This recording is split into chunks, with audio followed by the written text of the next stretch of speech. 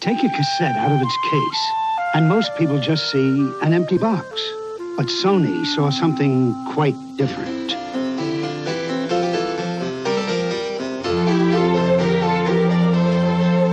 Sony introduces the only cassette player as small as a cassette case. The incredible sounding Super Walkman.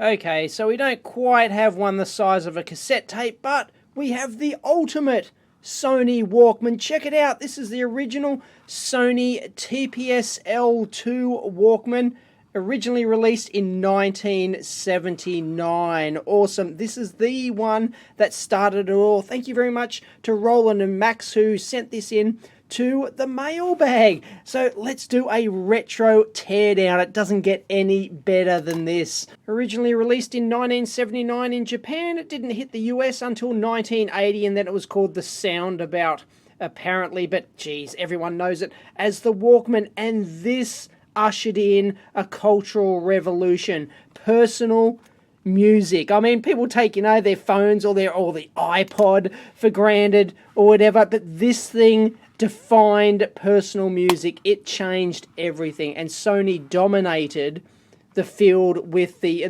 personal music field with this Sony Walkman for decades.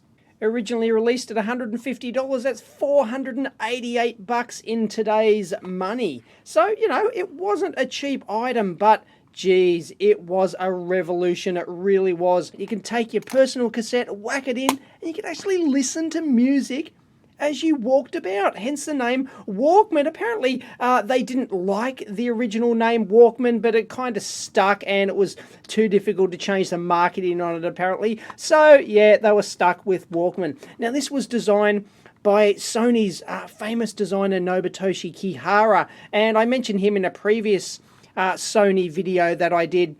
He was not only instrumental in the Walkman here, but in almost everything else in the Sony lineup. And yeah, and he was famous for designing these things super quick, like getting prototypes up and running super quick to show to management. Management had the idea, the Sony CEO or the president at the time, or vice president, or whoever it was, says, I want to listen to music on my plane trip. So Nobutoshi went to the lab and whipped up the Sony Walkman. It's a thing of beauty. Look at this. A couple of double A's. No worries. And people both inside and outside of Sony said this thing will never ever sell if it doesn't have a recording function. And you'll see it doesn't. Play, rewind, fast forward, stop, and that's it. Yes, it has a microphone, but that was for the dual headphone feature and this rather unusual hotline function here, which allowed you to talk to the other person who was tethered 1 meter away from you. Don't quite get it. Yes, it was stereo. Look at this. Absolutely beautiful. You could change the individual volume on the left and right channels, and none of this graphic equalizer rubbish. Look at this stunning feature. High pass filter, tone, high and low. Thank you very much. And for those playing along at home, this is a reasonably low serial number considering that they eventually sold 389 million Walkmans. Obviously not this TPS-L2, original TPS-L2 model, but anyway, 61,954. You know what we say here on the EEVblog, don't turn it on, take it apart. So let's take this classic thing apart. I've got no idea how it comes apart. We'll have to just wing it. And I don't expect to find any surface mount parts in this. I don't know, 1979. Yeah, I doubt it. It'll all be classic through-hole stuff. There'll be no processing at all. This thing didn't have a built-in radio, so you don't have to worry about having a big ferrite rod in there and all the miscellaneous stuff that went along with having that. This one just came off, and ta-da! We're in like Flynn. Look at that. Well, not quite in like Flynn yet, but wow, yeah, that just reeks of 1979, doesn't it? Let me smell it. Oh, yeah, definitely 1979 feature. Maybe it was manufactured in 1980. My smell is usually about, like a plus minus 1 year accuracy on it. But yeah, we got ourselves a little trimmer there. I wonder what that puppy's for. Tape bias or something like that perhaps. And here we go. I got the shell, a couple of little tiny Phillips in there, and that shell just lifts off, but it is attached via, that joiner. Well, we're in. Oh, look at that. Look at that. We can see the rollers. Look at that, still intact. And for you young whippersnappers who don't know how a cassette player works, well, here it is. It's basically a mechanical mechanism for the head. Here's our read head. Note that this is not a record. It doesn't have the recording function, so this is not a recording head. So this whole plate, once you put your cassette down in here, then it pushes the head in and locks in place against the tape, which of course goes from one reel to the other. It wraps around here, it goes through this pinch roller. Here you'll notice that rubber roller goes onto that post there, and that just pinches and takes up the slack on the tape. There's usually an inertial roller here as well to help sort of, keep the tape nice and tight, but this particular model doesn't have an inertial roller here. It's only got the pinch roller there. Anyway, there's a motor drive in here, and that just rotates, of course, and the tape just loops from the supply reel here to the take-up reel, and then just goes around and around like that. And, of course, if you want to rewind or fast forward, you'll know that something's switching in there. You can see something switch, but that just of course disengages the head, because you don't want to drag the tape at high speed across the head when you fast forward or rewinding, and that just drives the motors in here to put the tape wherever you want. And no, this one's not the fancy pantsy auto reverse mechanism that came along in, I don't know, did we get mid-80s before we got auto-reversing mechanisms where the head would flip around and, that was the duck's guts. And then came AM stereo. And then we've got the super advanced ejection mechanism here. If it's in the play mode, you press it once, it'll disengage the play mode, and then, woohoo, just flips it out like that. Oh, Bob's your uncle. Now let's check out the guts of it here, and the interesting thing to note about this, we'll look at the electronics in a minute, but I'm more interested in the mechanics of this thing. And they've done a good job to really pack this in here. Absolutely amazing. And here's our motor down in here. There we go. And that is that drives everything. It drives the play mechanism, the forward and reverse mechanism as well. So it doesn't have a direct drive motor under these like you got in future ones, of course. It all does everything with the one belt. Look at this rubber belt here. It's still intact, but it's loosey-goosey. That's why this one doesn't work. If I play this thing, then there's not enough tension in that belt to actually do anything. Look, I've got batteries in this thing, and I can play it, and you probably can't see that, but I can assure I can feel that motor moving, but it's just, it's not taking up that rubber belt there, so it's a little bit loosey-goosey. You can't see much from this angle, but it must engage the rollers differently. And we press play. You'll notice that as we press play, that rubber pinch roller down there actually engages this cog here, and boom, that's what must drive the play mechanism. Unfortunately, the belt is loosey-goosey, but you could probably service this thing and get it back into operational shape. But no direct drive motor. Rubbish. This was all just single motor with belts and pulleys. Love it. Check out this old school through-hole LED. Oh my goodness, that's hilarious. Look at that. Still works. What a Bobby Dazzler. And the main PCB here looks like it's a single-sided job all through hole, as I said, but I'm surprised at the amount of jumper wires going all around here. But why didn't they spring for a double-sided board? Too expensive for a consumer product, I guess. It was cheaper to have someone, do the manual labor and add all these little jumper wires all over the shop here. You've got to get from one side of the board to the other. Geez, I wonder if they could have optimized their single-sided layout. I don't think Nobutoshi himself would have done this layout. Anyway, they've got some tape holding all this down, and these probably run off to another board under there. Perhaps we'd have to take that off, but Yeah, man, totally 1970s written all over it. And up here we've got genuine bodge resistors, or are they? Were they actually part of the design? Couldn't fit them on the top? Let's just whack them on the bottom, no worries, she'll be right. We've got ourselves a nice little custom transformer there, just a couple of turns on each side, and it's nicely heat shrunk actually. That is like purposely designed. They've actually put cutouts, like little slot cutouts in the board where the wires go down for that thing, and then they've wired it over to the top here. Wow, someone was thinking. Check out the copper shielding tape around the back of the head here. Got to keep that noise out, so we'd have a shielded coax going over there from the head. And you can see our volume controls there, just carbon sliders on the, what is that, just like a bakelite backing or something like that. You know, very crude. I mean, very typical 1970s. These things weren't built to last, really. They were, you know, built down to a price to get the job done. Now, to get this apart anymore is really troublesome. I'd have to desolder all the wires, and some are like sort of like crimped in place over here. Be a real pain, so I don't want to do that. I want to put this back in its original condition, but you can see all the rollers down here. Now, here's the main motor drive.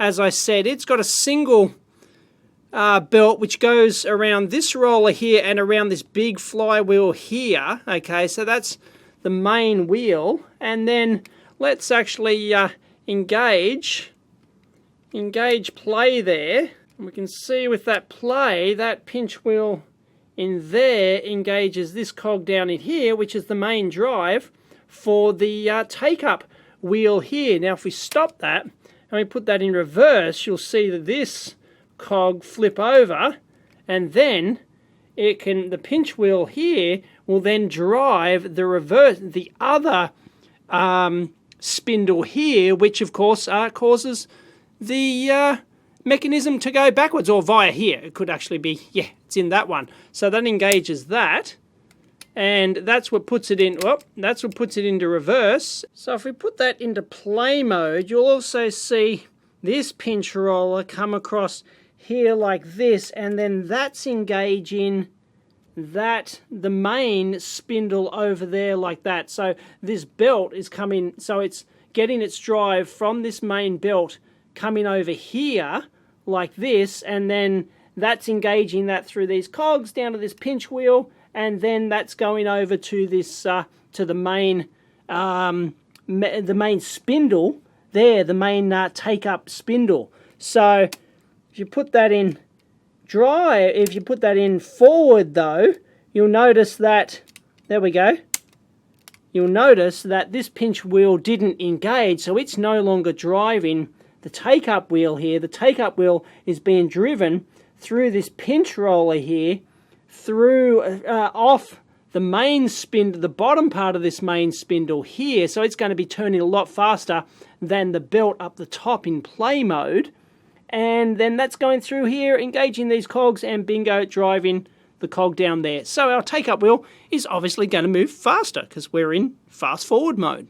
And of course, future cassette decks overcame all these, you know, mechanical pulleys and everything else, and belts and all the rest of it, and cogs, by using direct drive motors on the things. That was just much easier, but that was, you know, like a decade later or something. So again, from a top view here, motor drives through this belt here and this roller to take up the slack there, drives this main pulley up here, you put it in play mode, this pinch wheel moves across and engages the main spindle here through this slower belt drive, which is on top here, and that drives it at the slow speed required for play mode. And if you put it in fast forward mode, you'll see this little cog move across here, and you'll notice that the pinch roller didn't move at all, so it's not driving that, it's driving it through the faster cog in there like that, so it'll go at a higher speed. It's no longer being driven by this belt here.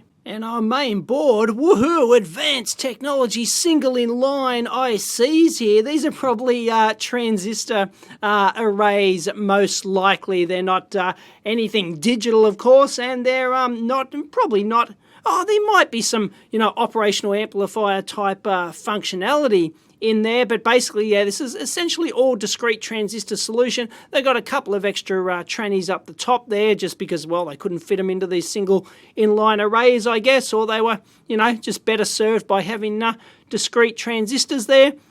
We've got some tantalums here. Oh, these dipped tag tantalums. They send a shiver up the spine. They really do. Anyone who's used to old boards like this knows all about tag tantalums. Wonderfully reliable.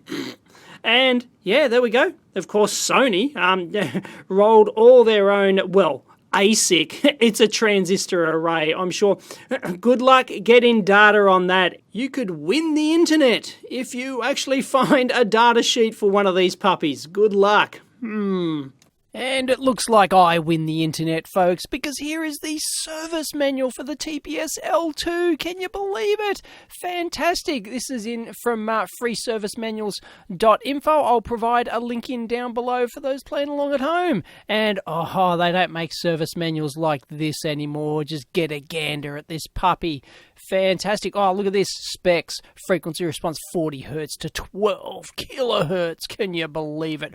4-track, 2-channel stereo. Oh, what a Bobby Dazzler. Really is. Look, approximate continuous playback hours. 2.5 hours with Sony Super batteries. They would be, like carbon zinc type ones, and or ever-ready heavy duties, 3.5 volts. Whoa, alkaline, 8 hours with alkaline.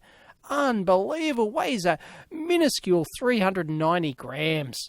Fantastic. And look, we get straight into the good stuff. Here's the block diagrams. Whoa, check it out. Here's the playback head. This is like a left channel. They're not showing the other channel. We'll see that later. There's that stupid hotline thing with the microphone. Anyway, goes straight into a preamp with automatic gain control. There's our high-low tone bypass thing. Once again, it's just an RC filter. Fantastic.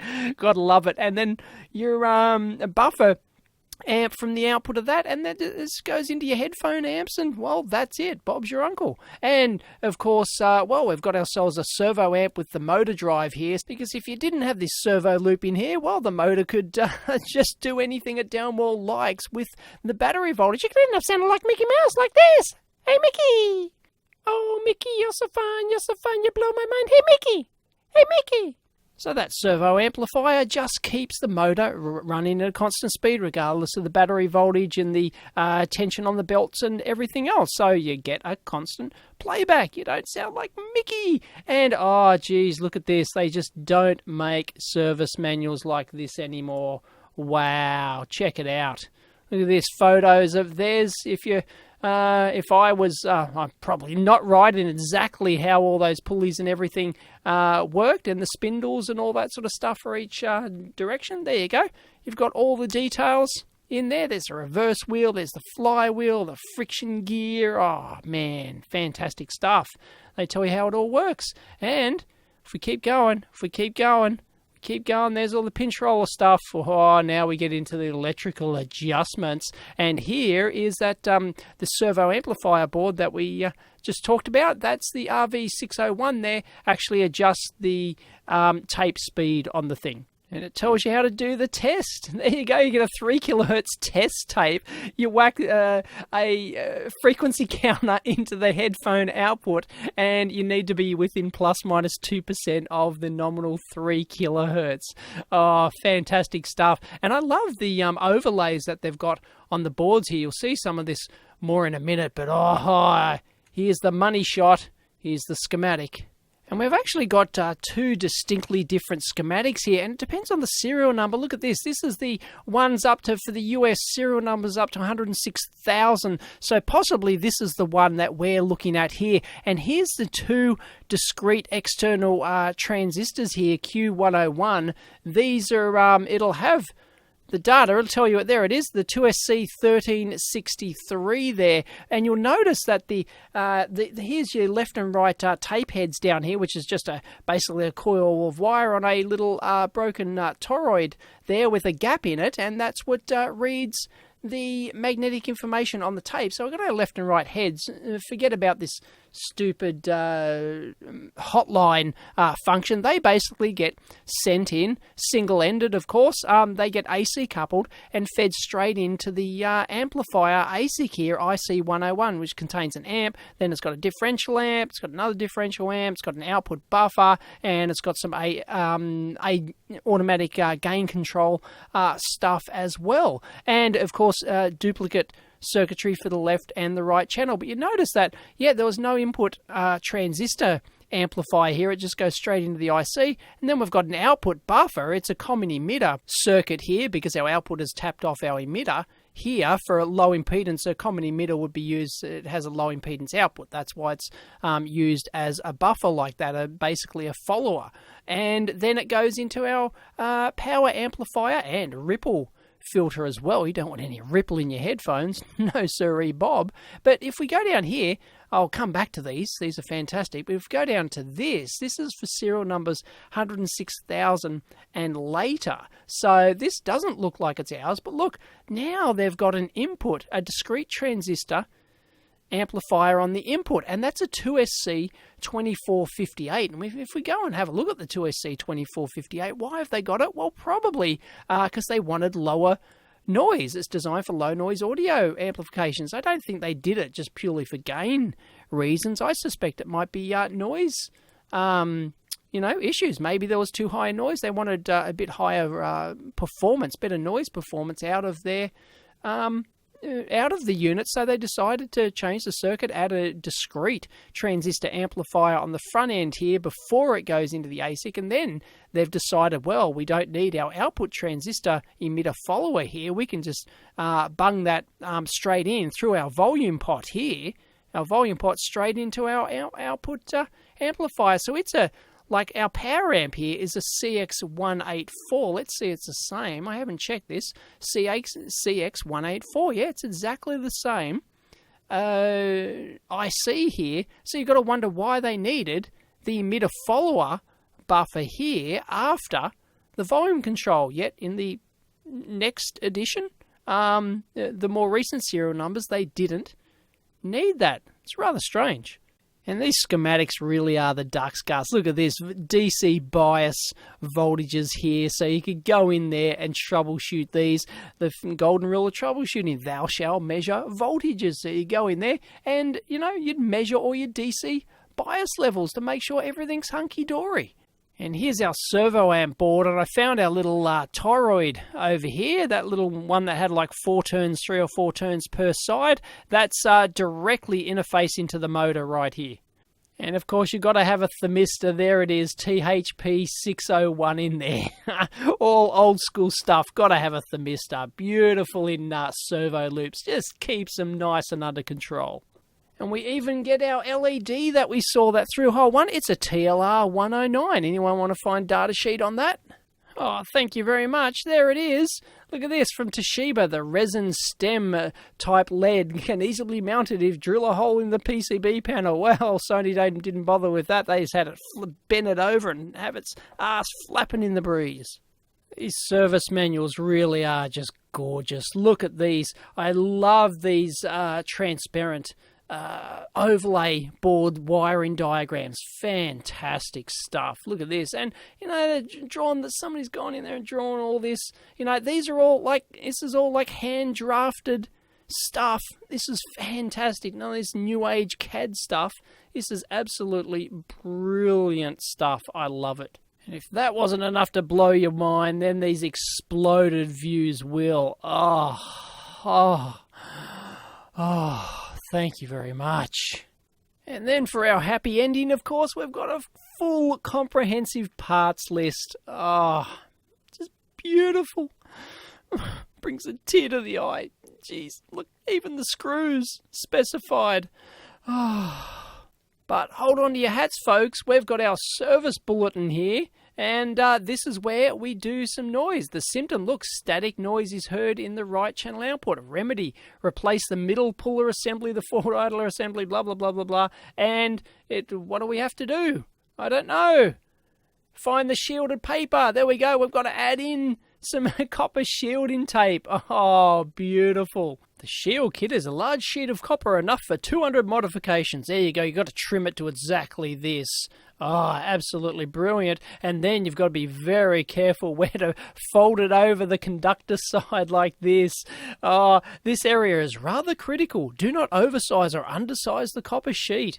Oh, terrific stuff. And you can actually see the servo feedback here inside the motor. So they've got a drive and the feedback, which goes into our servo controller board under here. I won't bother taking that out. Nothing terribly interesting in there. So there you go. I hope you enjoyed that look inside this original game-changing Sony Walkman, the TPS-L2. And this model is actually the original one. Doesn't even have the Walkman branding on here. They did actually change that on later serial numbers. So yeah, this is one of the original ones. Fantastic. So this really was very advanced stuff for its day, and there's not much wasted space inside this thing either. You know, there's like, it was all through hole. That's like the best they could do back then, and they wedged it all in. There's not much like actual volume wasted. It really is quite nice how they've done it all. Quite a I'm very surprised by the complexity of the drive mechanism. Actually, I expected something a little bit simpler than that. If you open up, you know, in a few years, a couple of models ahead of this one, you'll notice that it's probably greatly simplified from this. But this was designed in 1978 by Nobutoshi Kihara, the famous Sony designer who's sadly no longer with us, and he did a fantastic job on this. And of course, it wasn't just him, it was all the countless engineers who would have worked to get the final thing through to production. And well, a lot of people didn't think it would be wildly successful, but it was more than just a sales success. It was a complete cultural revolution. It started the portable music scene, which was everything back in the 80s. There was no internet, kiddies. There were no mobile phones. There were no smartphones. That's it. You could take your music with you. Ha ha ha, mind-blowing. So thank you very much, Roland and Max, for sending in a quite rare these days. They do go for quite a bit of money on eBay. They're highly sought after. Apparently it was used in some sci-fi movie I don't know about anyway. People will be jumping up and down. How do you not know about that? Oh, well, whatever. But there you go. This is one of the originals. Doesn't even have the branding on it. So one of the very first production run models. Oh, fantastic. Thanks, Roland and Max. So if you enjoyed the retro teardown, please give it a big thumbs up, because that helps a lot. If you want to discuss it, jump on over to the EEVblog forum. I'll leave YouTube or blog comments. And yes, I will link in the service manuals and some high-res teardown photos as well over on EEVblog.com. Check it out. Catch you next time.